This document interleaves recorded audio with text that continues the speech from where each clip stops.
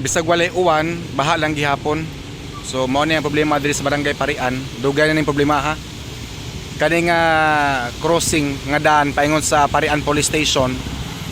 Dugay na kaning problema ha, hangtod ron wala pa gyapon ni ma-address kini maong concern sa pipila ka mga residente dinhing dapita.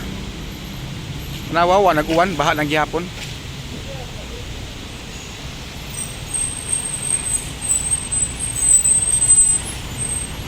Hasol sa part sa mga motorista nga moagi diri. Wa biyay uwan oh. Oh. Nawa.